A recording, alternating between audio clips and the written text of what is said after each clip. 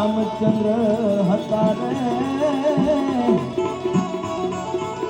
એ અયોધ્યાના રાજા રે અને લેશે યાદવ કુળમાં અવતાર રે